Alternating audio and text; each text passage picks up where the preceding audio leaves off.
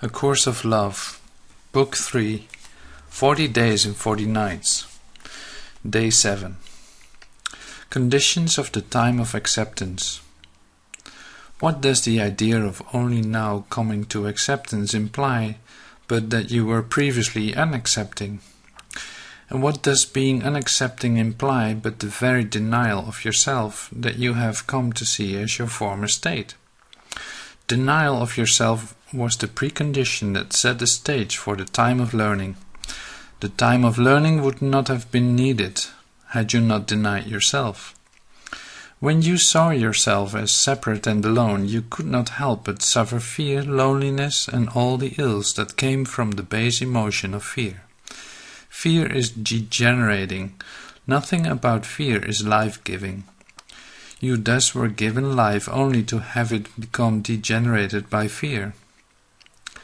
Acceptance of yourself is the precondition for the time of acceptance. You are no longer denying yourself. You are no longer denying unity. You have replaced fear with love. Love is life-giving and life-supporting. There is thus nothing now degenerating about life. Life now is supported. Support is thus a condition of the time of acceptance. You must realize here that the patterns of learning is now all that is left that can be degenerating to you. While you always were supported, an idea of learning that you accepted during the time of learning was not one of support, but one of effort. You must accept now that the pattern of learning is an extension of fear and will be willing and vigilant in replacing it with a pattern of acceptance. I say this because so many of you still do not feel supported in your daily life. You may feel supported in your spiritual life, in your progress toward full awareness and the elevation of the self of form, but as in the discussion of abundance, you may still feel unsupported in form. Realize now that this makes no sense when our goal is the elevation of form.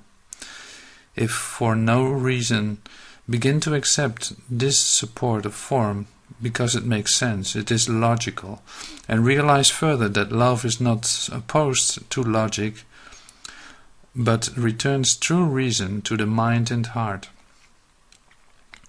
Love replaces fear and is life-generating rather than life-degenerating. Your bodies will thus regenerate rather than degenerate. Love is, of course, not a condition, as it is not an attribute, but the effect of living from love rather than from fear will have a major transformative effect on form in this time of acceptance. Regeneration is a condition of the time of acceptance. Another condition of the time of acceptance that will be of great service to you now is that of the different relationship that you will have with time. This is a time of convergence, intersection and pass-through of the finite and the infinite, of time and no time. Time has not yet ceased to be, but as you are in a state of transformation, so too is it. Again I remind you, as within, so without. As you let go of time's hold on you, it will let go of you. Time will seem to expand, but will actually be contracting into nothingness. Time is replaced by presence, by your ability to exist in the here and now in acceptance and without fear. Again, let me remind you that you are in an in-between time. Thus, these conditions I have spoken of and those I have yet to speak of are also in an in-between state. They exist along with the new you. They exist in acceptance and union. They do not exist in learning and separation. They exist in love. They do not exist in fear.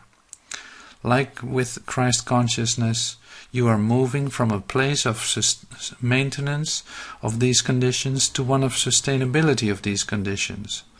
They do not come about from changes in your external circumstances, but from changes in your internal perspective.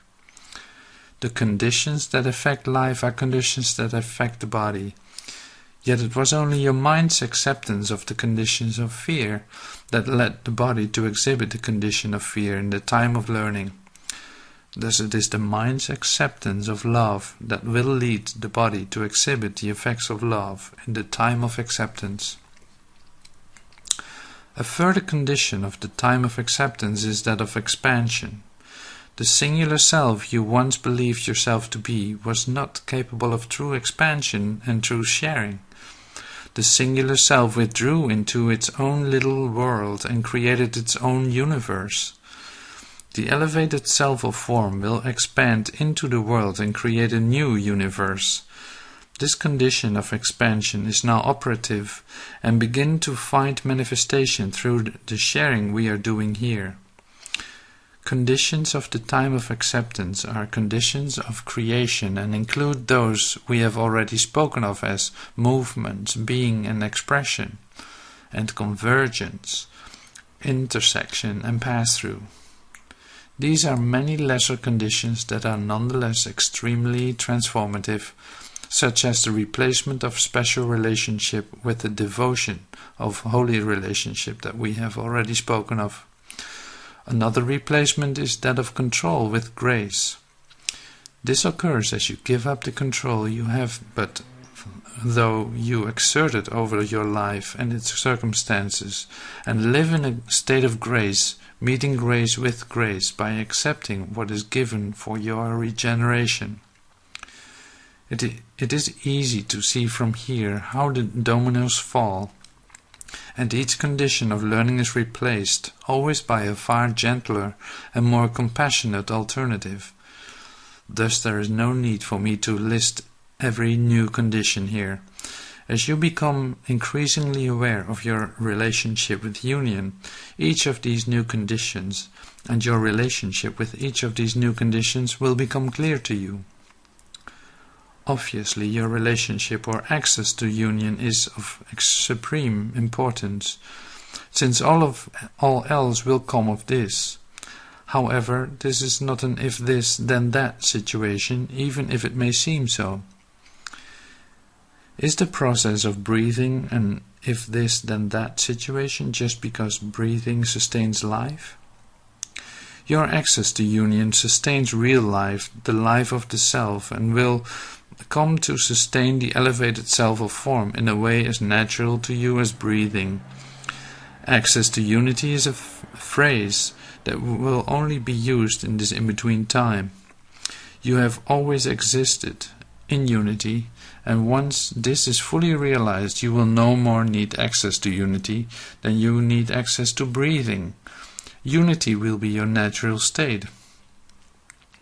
When your natural state is fully returned to you and sustained within Christ consciousness, the conditions of the time of acceptance, like the conditions of the time of learning, will pass. There are no conditions in the state of union, as there are no attributes to love. The natural created self is all that is. Reference prevails. There will be, however, a new stage following the time of acceptance in which the elevated self of form will be created and come into full manifestation. And yet what we are concerned about now is the present.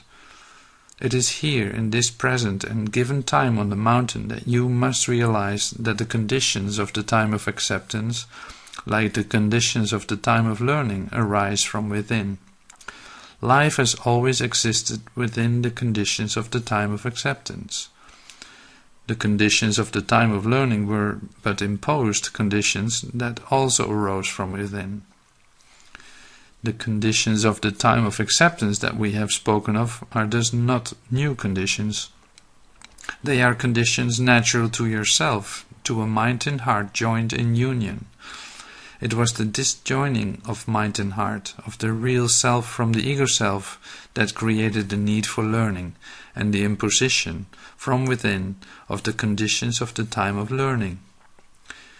The condition of the time of acceptance that will most clearly reveal to you your status in regard to maintaining or sustaining your access to union will be that of replacement of doubt with certainty. Certainty is the condition of the present. Realize you may say you are certain of the future or the past, but that you cannot make it so. Thus your ability to maintain and sustain your access to union, and thus your certainty, goes hand in hand with your ability to live in the present.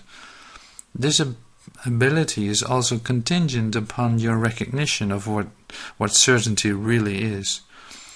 There is an acceptance of the present that some of you are finding difficult, and a false sense of certainty that some of you may be experiencing. Thus, these will be the subject of our next dialogue.